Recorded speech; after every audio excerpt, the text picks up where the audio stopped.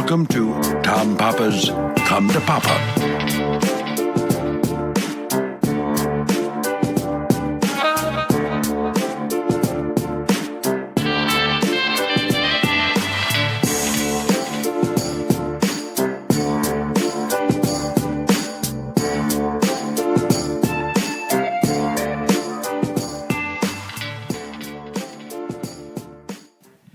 Hey, ho, ho, ho, everybody. Welcome to your favorite podcast among all the other podcasts, the Come to Papa podcast. Happy holidays. Here we are. We're sitting exactly 1 week away from Christmas Day. 1 week. I guess yeah. Oh, my goodness. Yeah. Right. 1 week from today. Where will you be on Christmas morning? Florida. You're going to Florida. Yeah. Nice. Hope everybody's doing well. Hope you're enjoying yourself. I hope you're shopping and early starting to shop, and then you get diverted and get hungry and have a drink, and then don't shop the rest of the day. Have you shopped? A little bit. Yeah. Not too much. I kind of did some damage on Amazon yesterday. Yeah. Just started like bam, bam, bam. I think I'm good. But I'm going to be, I'll have some time over the next couple of days. It's all fluff at this point. It's all extras. You got to go to like an actual mall and see the havoc that people do to like, this was the worst one. There's like a really nice Macy's. It's like a big, huge Macy's in this mall close to us. And the women's shoes are probably $100 a pair. Uh-huh. Just strewn all over the place like used toilet paper. Oh, God. It's just like there's full-time guys that are just like restocking and refolding stuff because people are just like trying on 10 pairs and then just throwing them back on the floor. I literally thought this morning that I might get through this holiday season without going to a mall. Yeah? I kind of like it, though. I like seeing... I know. There is that part of it, but I think I'm going to do it. I think I'm going to get through it. Like a traditional mall or like any kind of store? No, I've been to stores, fine. Little shops, cool. But avoiding the parking garage at the mall. Yeah. That's the main thing. It's a nightmare. It is a total nightmare. And everybody's just mean and attacking each other. And I'm close. Well, we hope you guys are doing the same. We have a great show. This is actually going to be the last recorded show maybe not for the year, actually. Maybe we'll sneak another one in, but we're going to run I guess New Year's Eve is on a Monday. Because when do you leave? Tomorrow. For Florida. Oh, you do? Or New York again? Yeah. Because I'm here the rest of the week. I'm doing the Ice House in Pasadena here. Sweet. The weekend. Go see Paul. And then and then we're going to run, we had the big Come to Papa Christmas extravaganza show at the Village Underground. We'll be giving that to you guys as a gift on Christmas Day. Yeah, I think somebody was just asking about that on Twitter or YouTube or one of those. Cool. And for our Patreon folks, you will get your bonus episode after this episode.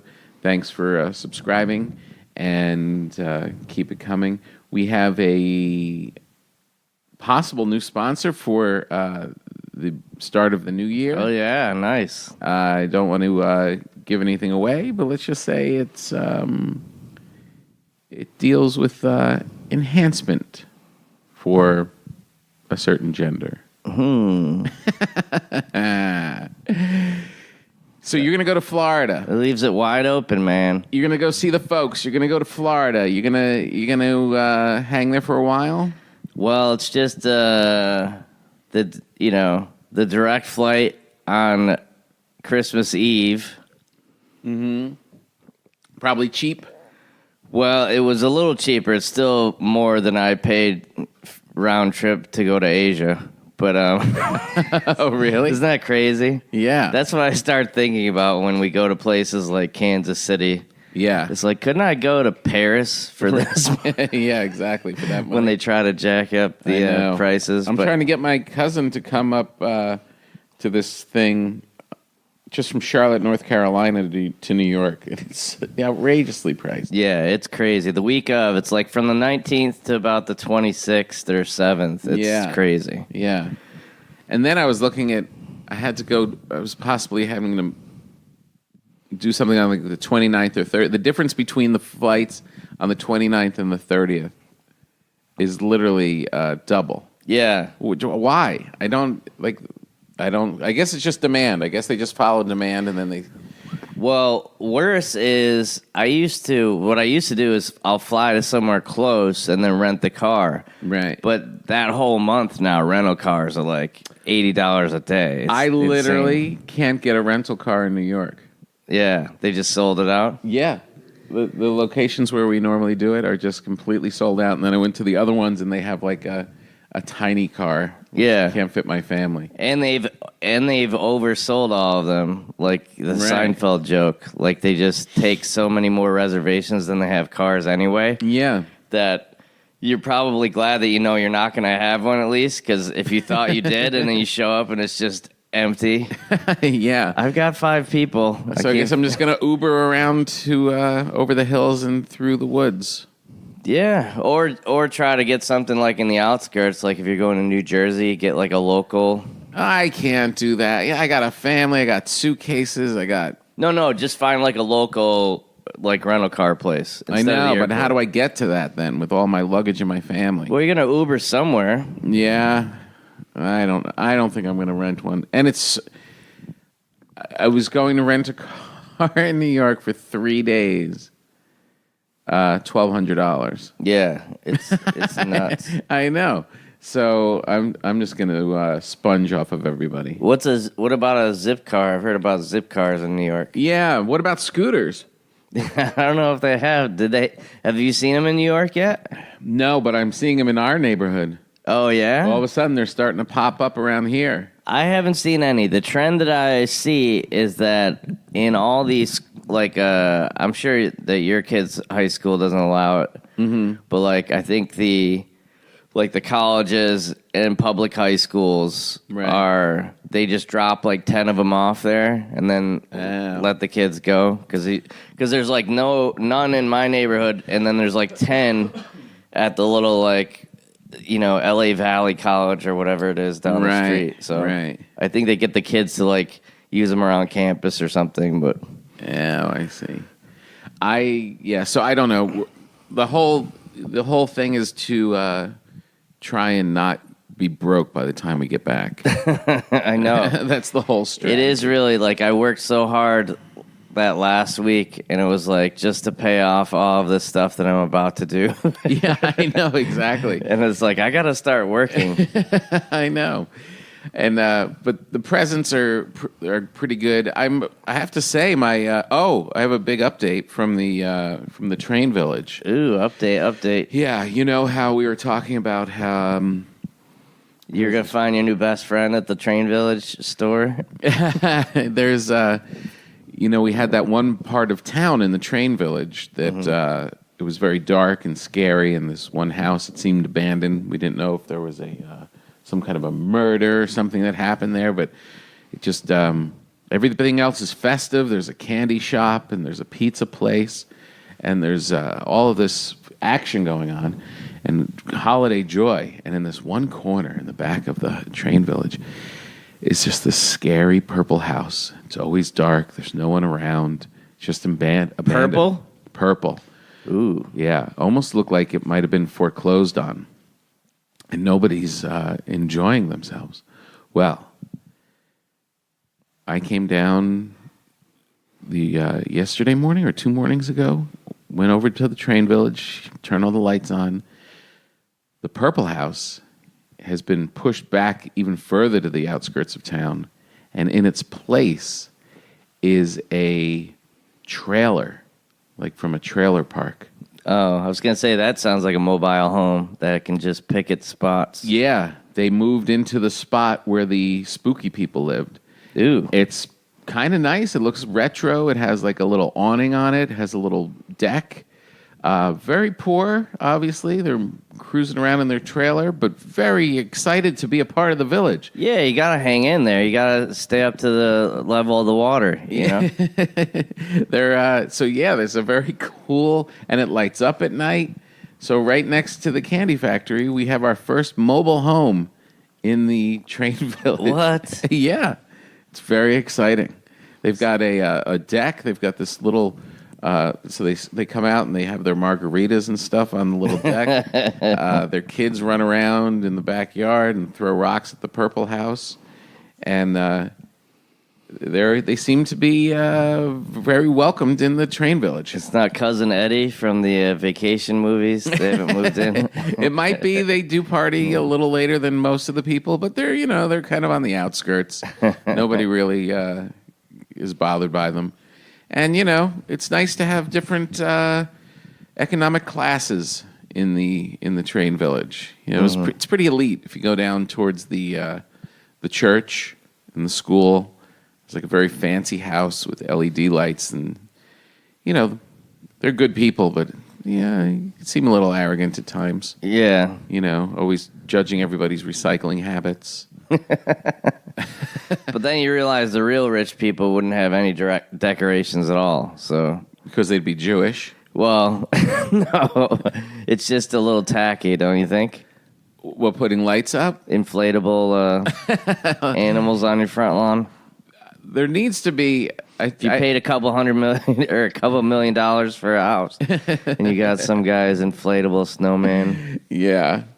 I have to say the inflatable thing is pretty gross, but when you see it at night, some of them can look pretty good. I go with the traditional on my real house, the traditional old-fashioned, like 1950s big bulbs, multicolored.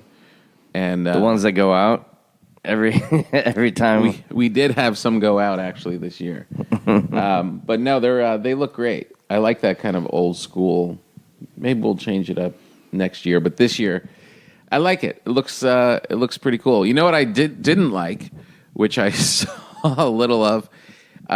Remember when you and I went to the Christmas Story house in Cleveland? Yes. When we were taping the Human Mule special, Paul and I were running around Cleveland filming, and then we ended up in the neighborhood where the Christmas Story house is. Yes. Very cool. Very cool. And it's a great film when after 30 years, you're like, yeah, I'm getting a little tired of it. You know what I mean? Like, yeah. Normally, it still has impact. There's so many good, like, not only did they pick great, well, it was all great actors. Yeah. Like the dad, the mom. Amazing. Everybody in it. And then even all, like, the guy, my dad always loves the guy who sells them the tree. Yeah. And he's like, hey, don't these needles fall off? He's like, no, that's gin blossoms. Or he says something like that. Yeah. I forget, he does some throwaway line. Yeah. Well, did you know there's a Christmas Story 2? Oh, I think I did hear about this. Ooh. Bad? Oh. Really tough. Who's really in it? Tough. Nobody. I don't think you know. They didn't get anybody. one person from the. Usually, like somebody No. will hang in. Oh, They might get the little brother grown up. maybe. And what's the kid's name? Eddie? Ralphie. He's older.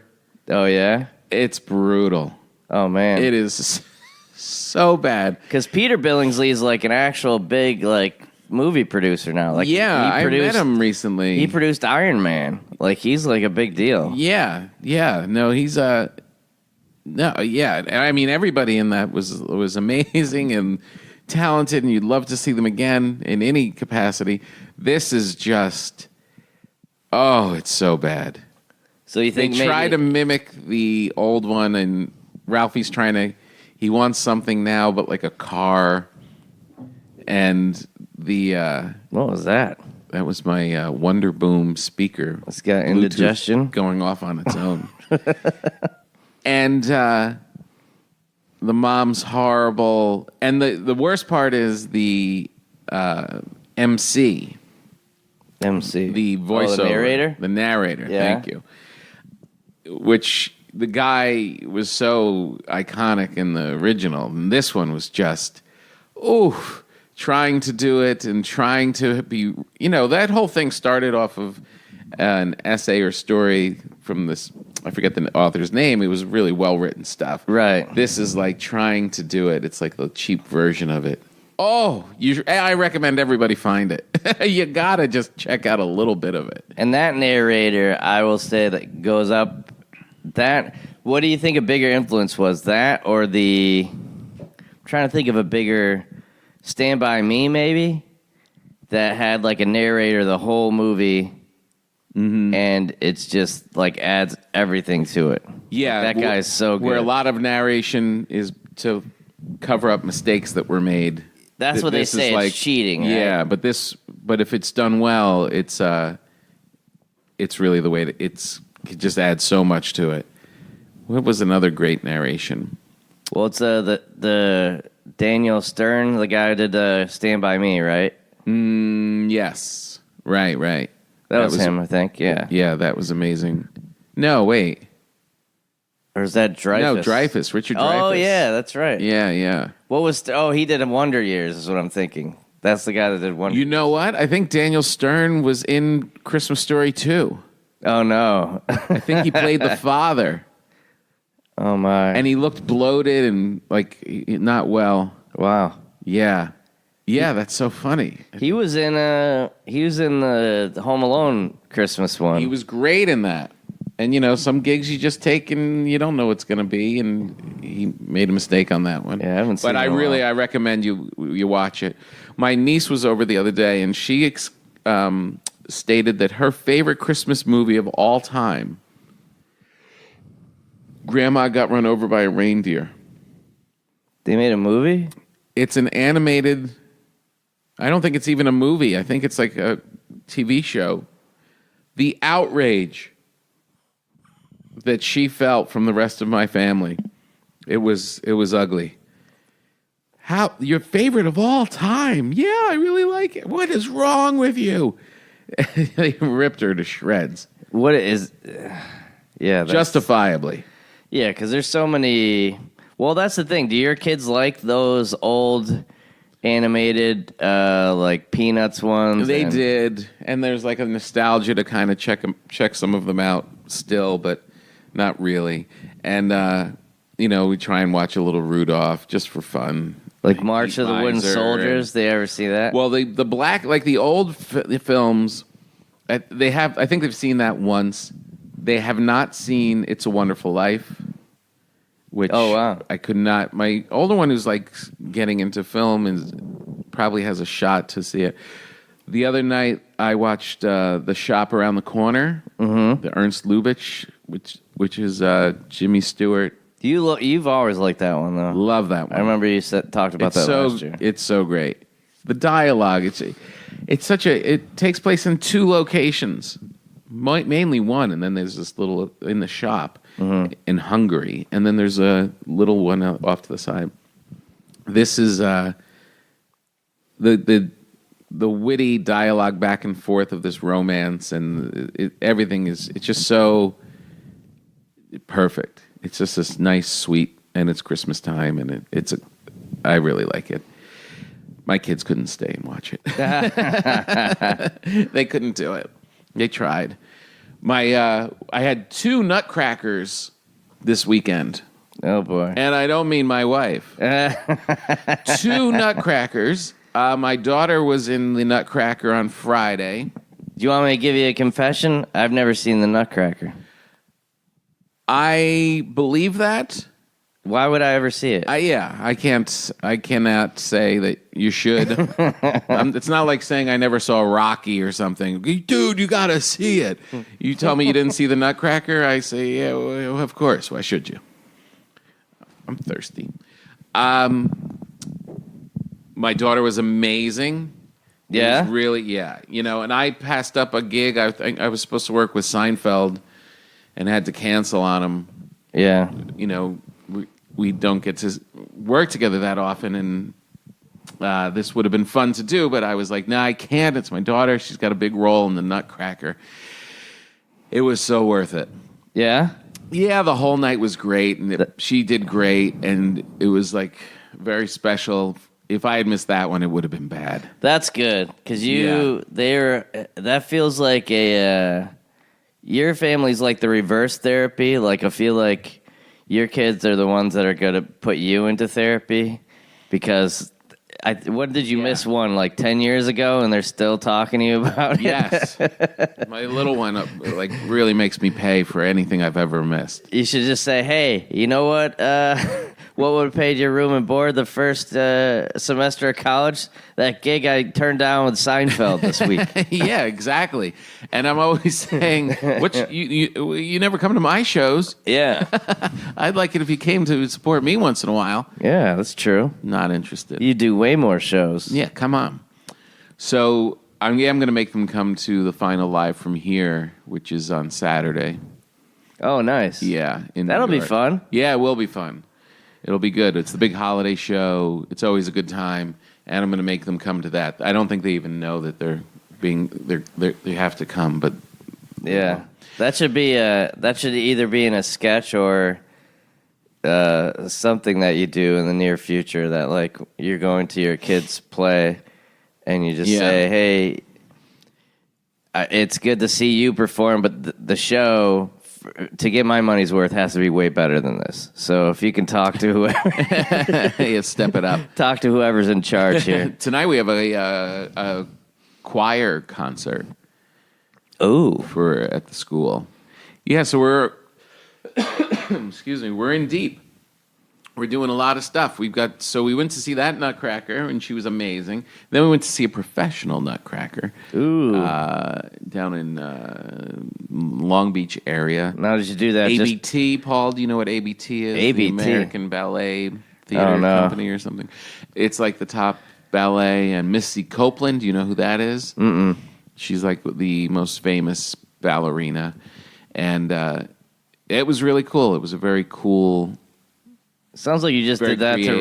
to rub it in your kids' faces.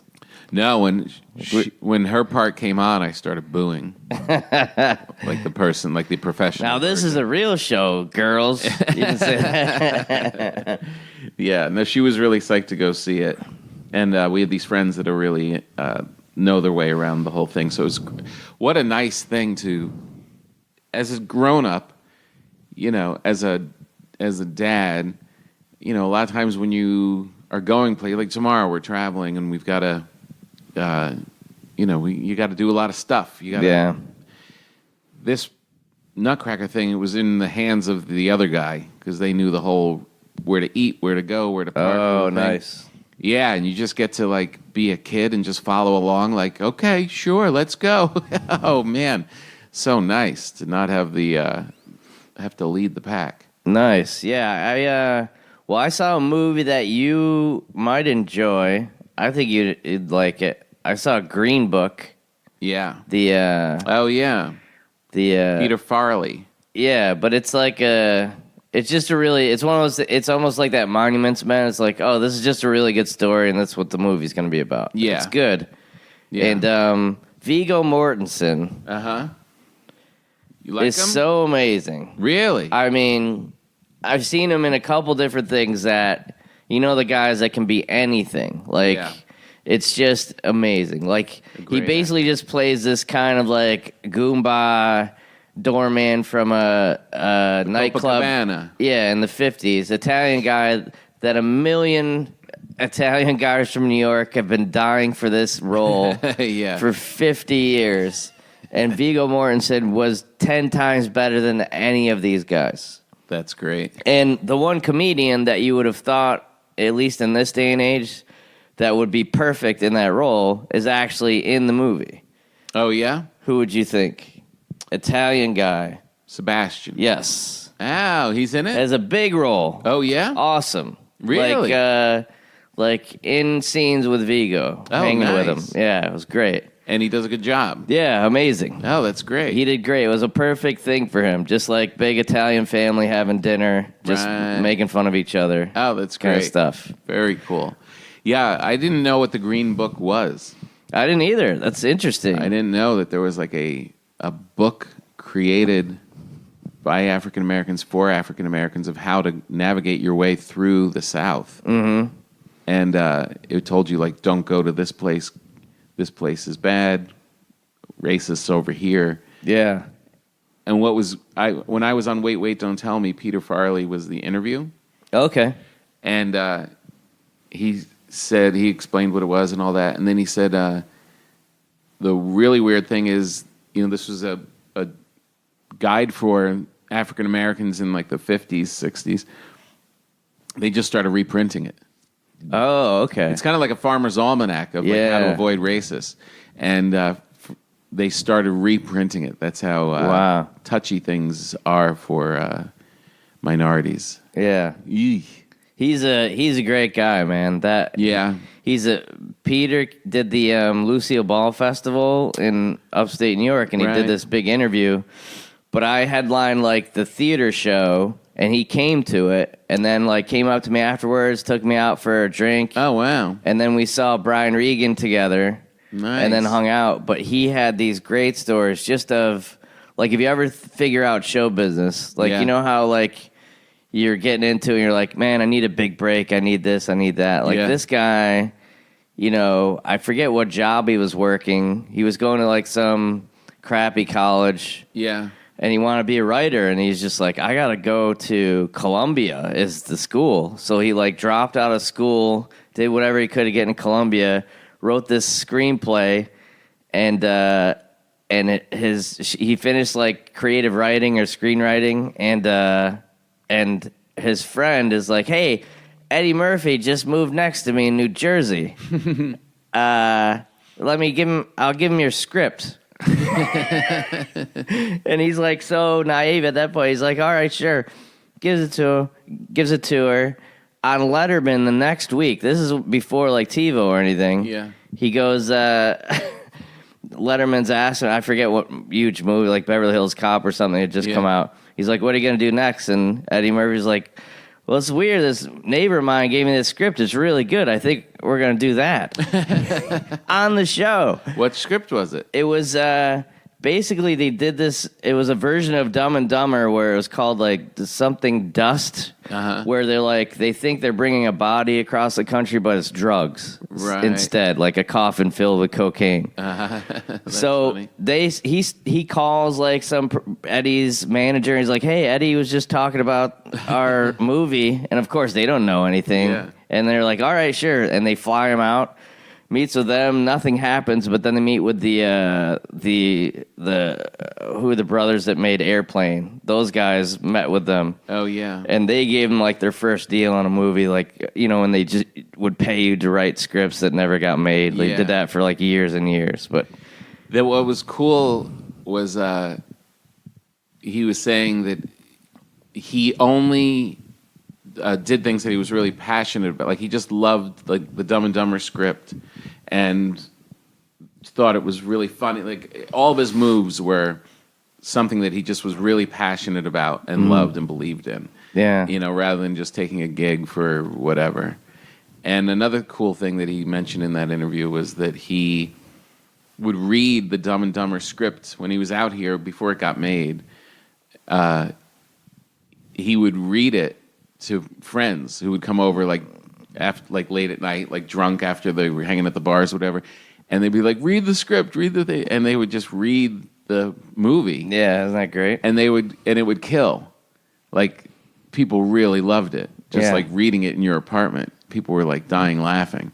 So they were so he knew he was onto something. Right. I mean, what a cool like test. Like a lot of people would be frightened to like break it out, but of course it should be up and out and seeing if these drunk guys think it's funny, and it's probably pretty funny. But the crazy part is like they ended up directing it, which he didn't know anything about directing, and they're directing Jim Carrey.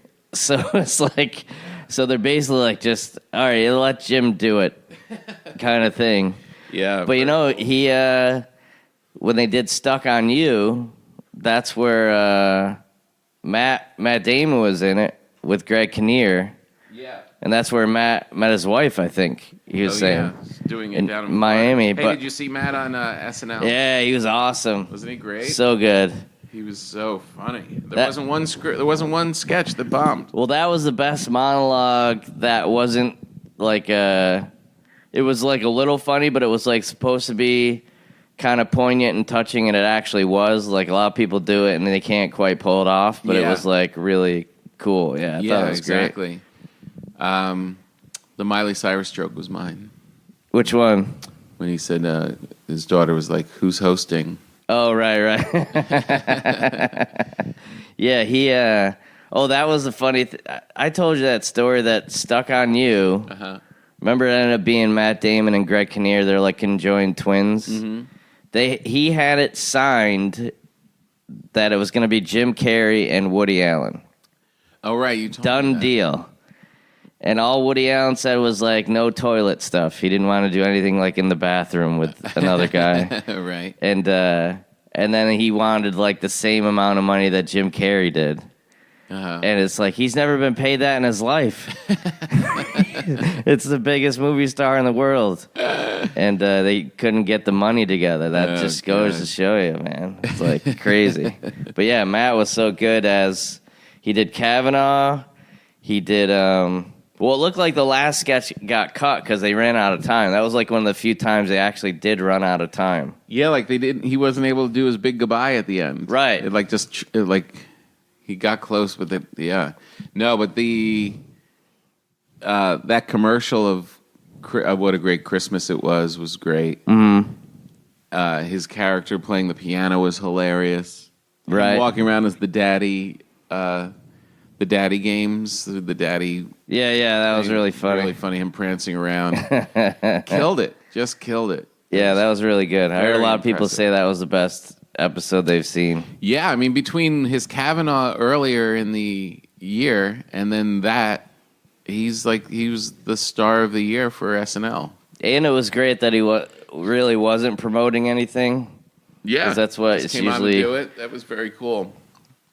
I would say Super cool. the old Miley Cyrus might be the weak part of that show. Man, I know. I mean, she's always talented. She always cranks stuff out. Yeah, she has some stuff. She can light stuff up once in a while, but this was a snooze fest. Yeah, and it was that Mark Ronson, which I'm not in music, so I don't have to say how great he is. I don't know what he does. Supposedly a producer, but he pretended to play guitar for 2 songs. I don't know if you saw him.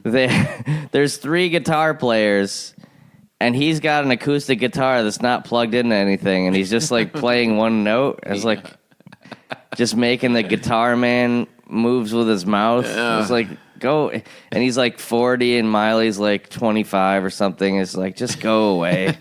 Here's the bad part about going to see the Nutcracker. Uh-oh. When you go see the Nutcracker, you're going to be in a theater surrounded by old people. The professional one. Yeah. Okay.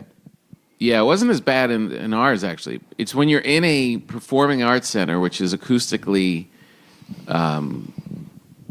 serene, and you are in there in the late afternoon with a lot of old people, and they are confused and talking and coughing man. they have major medical conditions. Yeah. Not just a, like in the opera, you hear that once in a while.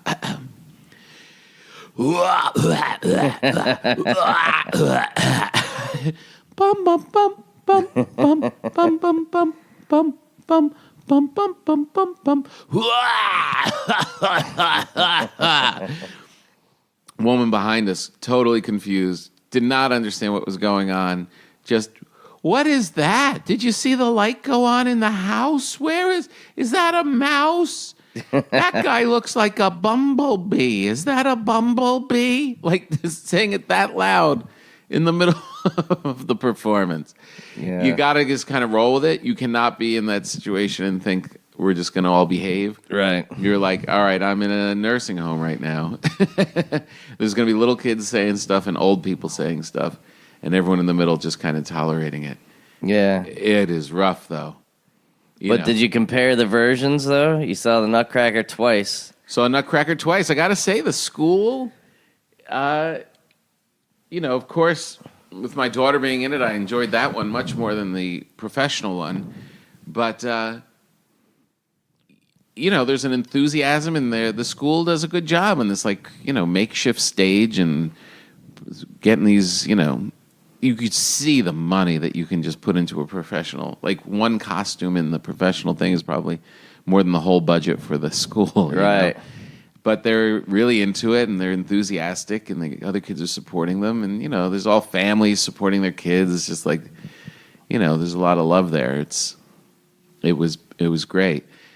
The production level of, of the professional one, couldn't be matched. I mean, yeah, they're just the way they were able to stage it and everything. It's beautiful, and the music is great. The music is really cool, but if it wasn't for the old people, and as you're walking everywhere, you're walking in the theater,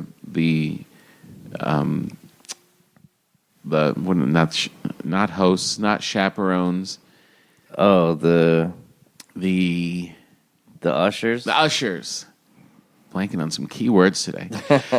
The ushers were, hold on to the handrails, hold on to the handrails, watch your step, hold on to the handrails. It was like, there's been a lot of old people going down hard in this place. Yeah, that's what I remember that theater we did in, I think it was Texas. It's all retired people, for the most part, that do those usher jobs at the big theaters. Yeah. And they do tell you to remember they all had flashlights. And so I think the stairs were not lit. So when I would be on stage and everyone was still like coming in, all the flashlights would come up at me. And in comedy, that's when you're done, is when they flash you. They flash you the light from the back. And, so it was like every time somebody was almost going down the stairs, like 10 lights flash in your eye. Yeah, you're like, what's going on? I have to say, we're not there yet, but, we do the joke segment of our show. Mm-hmm. Norm Macdonald does his own version of it, which we talked about last week. And then on SNL during the Weekend Update. Oh, right. They did you have to read the joke that I wrote kind of thing. I don't want to say that we're trendsetters, but definitely we're all doing it influencing because people. of us. Absolutely. Hey, I meant to tell you, we talked about the first season of this show, how amazing it was. Mm-hmm. Second season of Tales from the Tour Bus. I saw the Prince one. Oh, my God. So great. No, I haven't seen Prince. They had George Clinton, James Brown, Bootsy Collins, all the 70s funk people. Yeah, I saw the Morris Day, which was... Right. Yeah, that George Clinton, that one is fascinating. I can't wait to see. That show's great. Yeah. It's such a good show. It is so good. The stories are hilarious. The way it's done is hilarious. Yeah, just all the everything about it was amazing. Especially the funniest story was just the beginning, because you know how if you could sing, I think George Clinton was from New Jersey. And he just liked singing with his friends. And so they went to Motown to sing. And they're like, yeah, you guys can sing, but you're too ugly. Isn't that funny that somebody actually said, yeah, you guys are not good looking people. And then they were at Harvard and Timothy Leary was there and they gave him acid, and then that's when the whole P-Funk revolution started. Wow.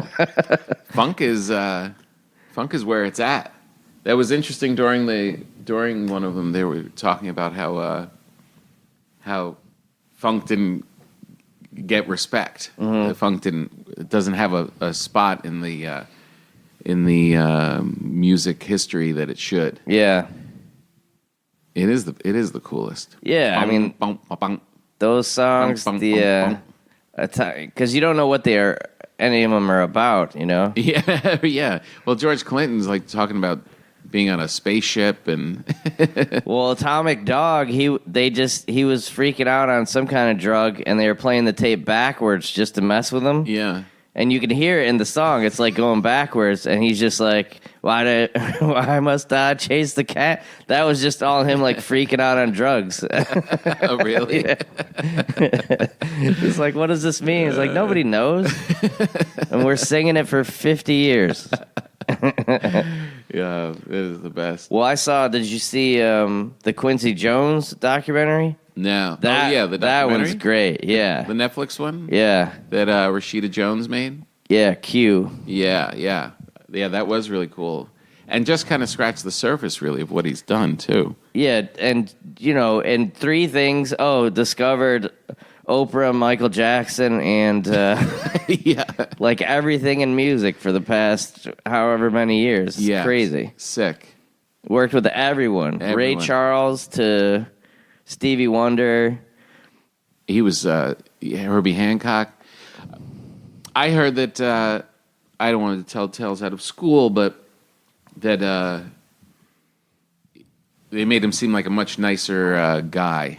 Yeah. Yeah, that he was kind of hardcore, and especially with some of the ex-relationships and things. Oh, right. Yeah. It could get kind of rough. But I mean, when you're dealing with somebody that's that level of genius who's just cranking music out 24 hours a day, it's just streaming through him. Yeah.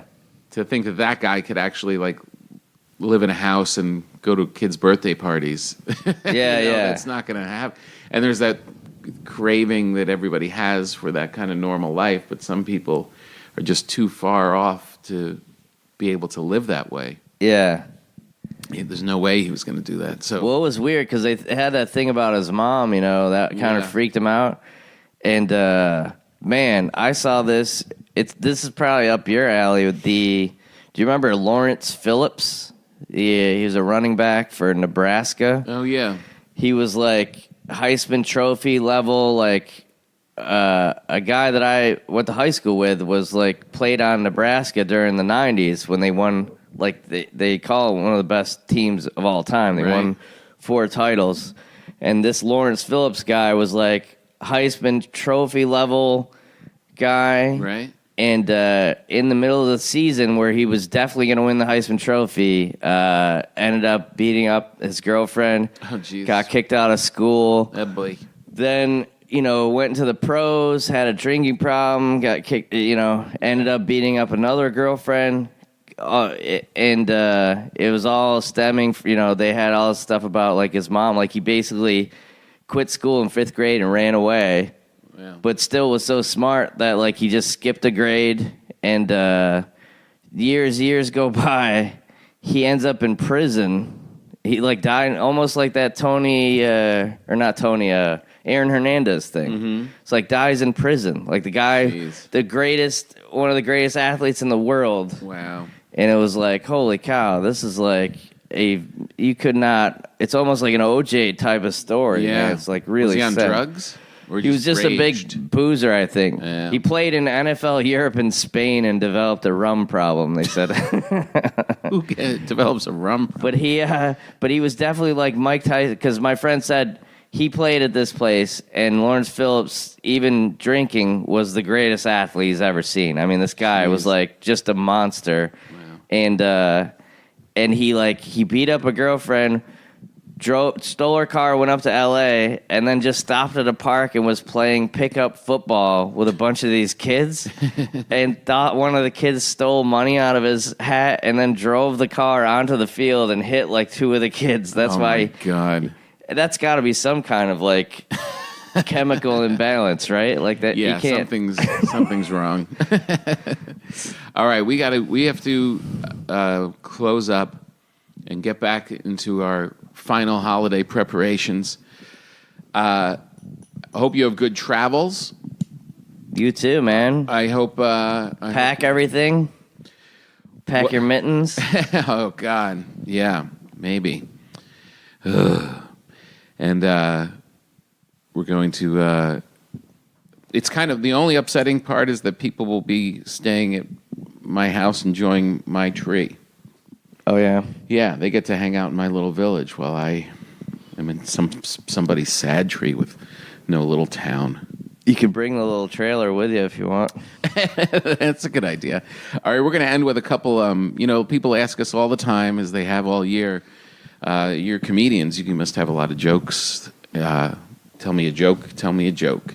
And we never know these jokes because they're not worth keeping in our heads. And this is why. These are Christmas themed. Okay. Why doesn't Santa have any kids? I don't know. Because he only comes once a year and it's down the chimney. Wait, what? Is this a family show? Why is Santa always so jolly? Not sure. Because he knows where all the naughty girls live. Ah. Me too, Tom. Me too. Terrible. What's the difference between Tiger Woods and Santa? I'm not sure. Santa stopped at 3 hoes. Hey, we got a laugh out of that one. Why does Mrs. Claus always pray for a white Christmas? I don't know if you want to say this one. Because she's married to a guy who only comes once a year. Wait, what? Did you bail out of that one? No, that's what it was. I don't know where this one stops or starts, but I'll just start reading and see what happens. It looks like a lot of words. A guy decides to buy his new girlfriend a pair of gloves for Christmas. After all, they've only been dating for 3 weeks, so it seems like the ideal gift. Romantic, yet not too personal. He asks the girlfriend's younger sister to accompany him to buy them, but she can point out a pair she'd like. They go to the mall, and the sister points out a pair of white gloves, which the guy then buys. This is pretty wordy. The sister then picks up a pair of panties for herself and buys them. But during the wrapping, the clerk mixes up the parcels without anyone realizing. As a result, the sister gets the gloves and the guy takes home a gift box containing the panties. Without checking, the guy rushes the gift to his sweetheart, but only after drafting this loving and helpful note to accompany it. I'm exhausted. I chose these because I noticed you are not in the habit of wearing any when we go out in the evening. If it had not been for your sister, I would have chosen the long ones with the buttons, but she wears the short ones that are easier to remove. These are a delicate shade, but the lady I bought them from showed me a pair she's been wearing for the last 3 weeks, and they were hardly soiled. I had her try yours on for me, and she looked really smart. I wish I was there to put them on for you the first time. There's no doubt other hands will come in contact with them before I have a chance to see you again. When you take them off, remember to blow in them before putting them away, as they will naturally be a little damp from wearing. Just think how many times I will kiss them during the year. I hope you're aware. This is so bad I can't get to the end. There's one line. Bella's yawning. P.S. The latest style is to wear them folded down with a little fur showing. Come on, commit. That might be the worst joke we've had all year. That was the end? I think so. It doesn't have, there's no more words. Whew. That was brutal. Well, Merry Christmas, everybody. We hope you have a good holiday. Have you been going to yoga? Have you been, no. I haven't been eating that crazy. I've got to. Normally this time of year I'm really ripping it, but I've been kind of mellow. I have this week baking a lot of bread, but yeah, and eating a lot of bread, but nothing unusual. How are you gonna feel now this week when you're not baking any bread? I'm not gonna feel good. I'm not happy about that part. I'm not happy about leaving my village, and I'm not happy about not baking bread. Bring a little yeast in your pocket. I was thinking about it. I was thinking about maybe just doing a... You could have an East and a West Coast. Maybe. Well, that's it, all y'all. If you're a subscriber to Patreon, head over there. We'll give you some more wishes, and we'll be posting up the live Come to Papa before Christmas Eve, probably, so you can have it for the holidays, wherever you're going. We hope you do well. Thank you for listening, as always, and enjoy your life.